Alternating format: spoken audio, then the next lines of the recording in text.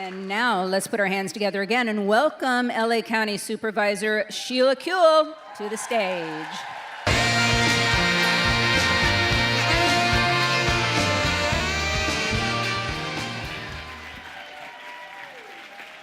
Thank you. Okay, there is no more daunting task than to sum up the whole life of an honoree in 3 minutes, especially when that person is your best friend in the universe. Oh, I guess you know who I'm talking about. But it is important to try because the award that she's receiving is so appropriate to her life.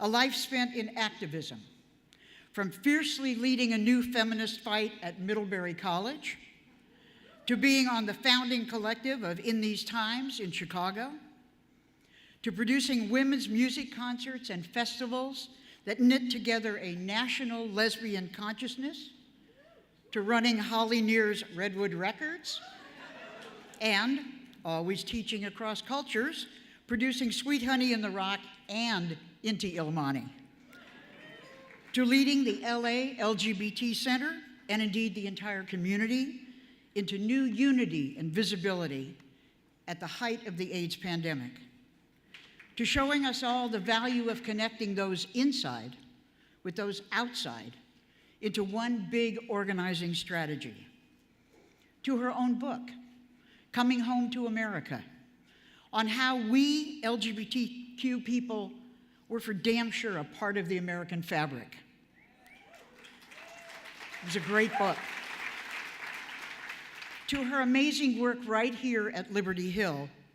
I mean, what other Anglo Foundation executive director would be asked to lead an ongoing group of grantee executive directors, mostly of color, in how to manage staff and board? Incredibly valuable. To launching an innovative office linking local government with philanthropy, first at Mayor Villaraigosa's office and now at our county. To her valiant insurgent campaign for assembly in 2012, inspired by volunteering on the Obama campaign, right up to right now. Her work in the resistance, knitting so many different folks together. Torie Osborn has always inspired, deflected praise, taught, mentored, empowered, and showed us just what it means to build progressive social movements and their organizations. She has always, always been a visionary leader, bringing the people and the key lessons from each struggle she's thrown herself into right into the next, weaving a stronger and stronger movement for all of us. Torie has taught us that the focus needs to be on organizing and outreach, not on ideology. On talking in stories, not just abstract ideas. On leading by empowering, understanding that the more power you give away, the more you have. Her individual impact has been, counterintuitively, in inclusion, in insisting that everyone has value. Everyone should speak for themselves, in bringing us all in to be part of the solution for this ailing country. Honestly, and I'm not at all prejudiced, no one has ever deserved this award more. I'm just saying. So, for meeting the hopes and expectations of the founders and taking them so much further, Liberty Hill is so much bigger and better because Torie Osborn was at the helm. So here she is, ladies and gentlemen, the recipient of this year's Founders Award, the incredible Torie Osborn.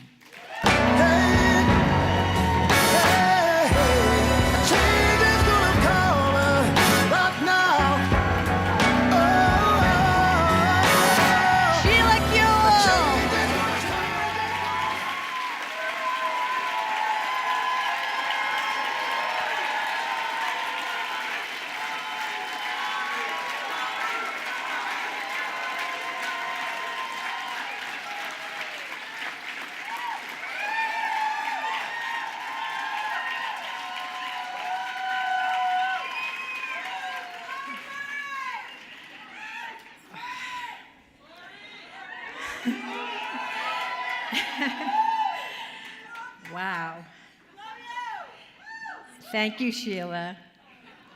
My bestie for 37 years. And the model elected progressive official. She is smart, she is effective, and she's badass. It's an honor to work with her. And you know, governing, she makes it look easy, but governing is hard. And I want to thank everybody who's here tonight who's a public sector worker, whether you're from LAUSD or from the county or city halls or the state or Congress. Thank you, Julia. Every day you work so that government becomes a force for opportunity and for healing. And thank you. Congratulations to Jared Rivera and Senator Mitchell, two kick-ass activists. I have to recognize a few people who flew across country to be here tonight. My brother, Kuehl Osborn. We fought like crazy when we were little. Sibling rivalry was invented for us, but I adore him now. I have two friends from... I do. He's just as passionate and adamant as I am, by the way. Try talking about climate change with my brother. Global warming. I have two friends here from high school, from Houston, business whiz Freddie Brecht, and my best art mentor, Caroline Huber. A college classmate is here. He founded Liberty Hill's oldest sister foundation, Vanguard, Obie Benz. And finally, plotting together against the LaRouche Initiative to quarantine people with AIDS in 1986 and sitting with dying friends bonded us forever. He's an author, entrepreneur, a global HIV organizer, and the mayor of Milford, Pennsylvania, my dear friend Sean Strube.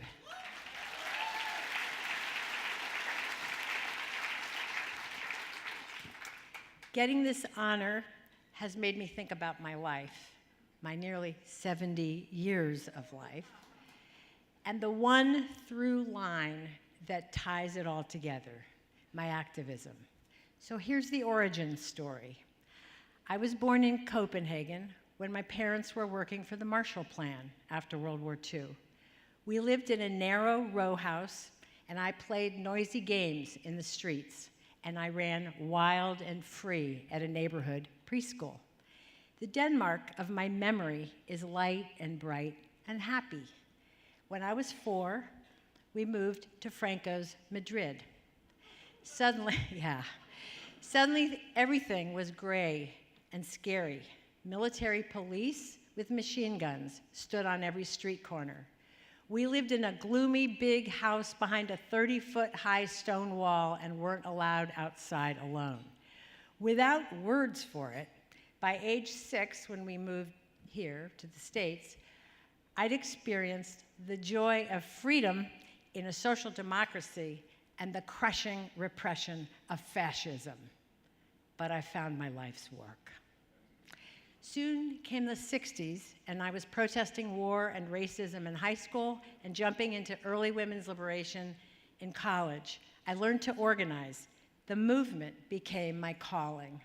I came out at 22 into a vibrant new lesbian feminist community, and later I got to spend 20 years as a 4-time executive director making a living helping change the world, because my generation created the nonprofit sector to house our hopes.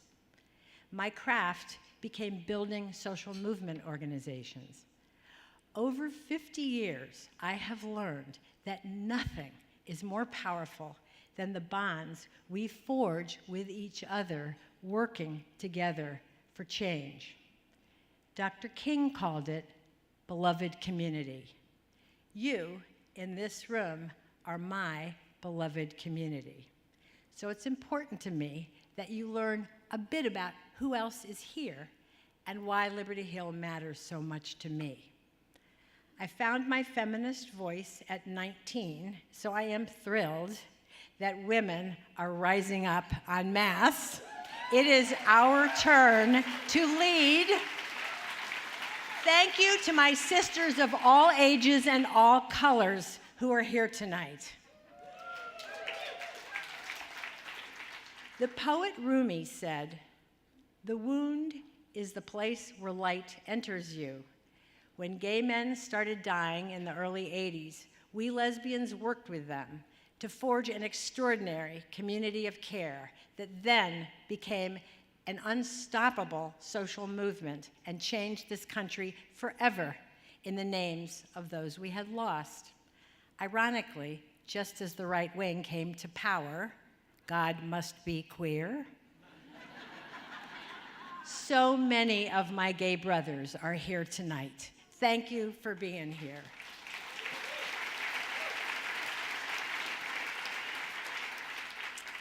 Nearly 29 years ago, I found a tribe of wounded healers, and you showed me the light of faith. This little Politico needs that spirituality. Thank you, my recovery sisters and brothers who are here. The Obama campaign was a gift to me. The Obama campaign was a gift to me, especially its culture: respect, empower, include. Thank you, my OFA sisters who are here tonight. We came for Barack, but we came back for each other. My Camp Courage co-founders and I knew that marriage equality could be the first winning justice issue of the Obama era if only that rage unleashed by Prop 8 passing turned into strategic storytelling and organizing a multiracial alliance. It did. We were right. Thank you, Lisa Powell, Mike Bonin, Rick Jacobs, and all of the others from Camp Courage here tonight.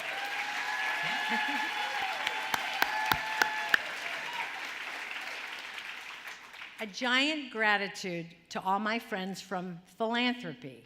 I hate the system that has generated such vast private wealth, but boy, are you putting your privilege in service of equity. Thank you.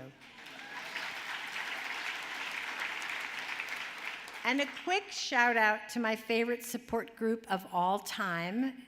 Thank you, Bob Ross. The core group. I love you guys.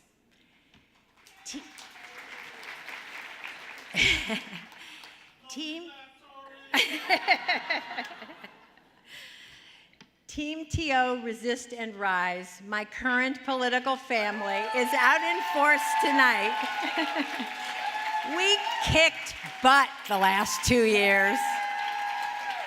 And there are leaders here tonight from Code Blue and Indivisible and Women for American Values and Ethics. You want to know who turned Orange County blue? Those WAVE women did. Thank you all for coming.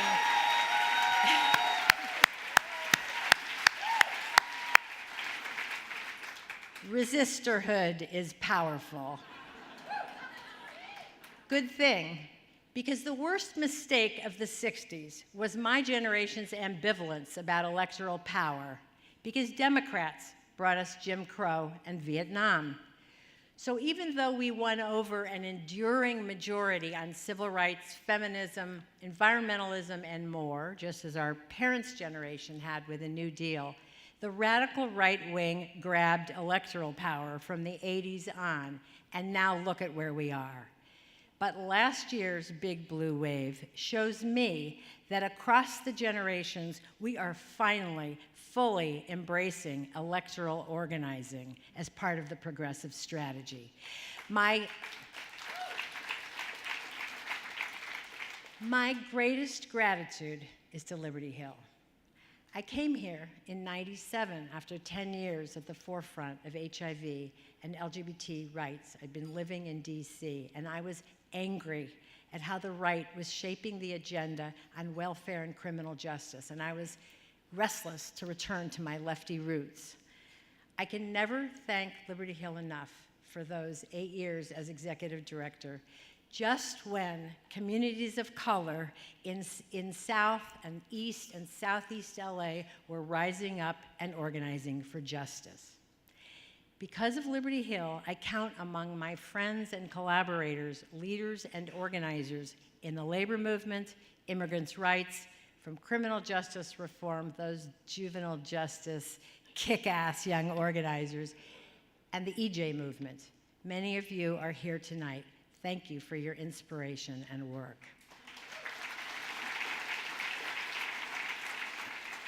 I believe Liberty Hill is a big reason why LA leads the nation in progressive innovation and power.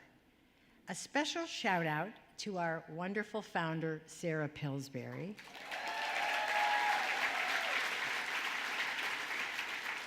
DNA of an organization matters. And to Shane, and Michelle, and Kathy, and Paula, and Margarita, and all the Liberty Hillers who keep the focus on, as our beloved Gary Stewart always said, power outward. The currency of lasting social change is trust across our differences. That's the building block of mass movements. And trust across class and race is precious and rare. In LA, the leading organization to build trust across all differences is Liberty Hill Foundation. And now, more than ever, we need Liberty Hill to thrive because we're at a pivot point in history with a planet in peril, economic apartheid, and a misogynist white supremacist in the White House. Fortunately, we're also seeing a massive civic uprising for decency, humanity, democracy, sanity, and a real reckoning on racism, finally. A broad-based, brand new movement is taking shape. If newly woke people link arms with existing organizing, and we respect, empower, and include each other, and are fearless and smart about taking political power, we will be unstoppable. We will end the cruelty and corruption. We will face down global warming, and we will advance economic and racial justice at last, because this time we really must save the world.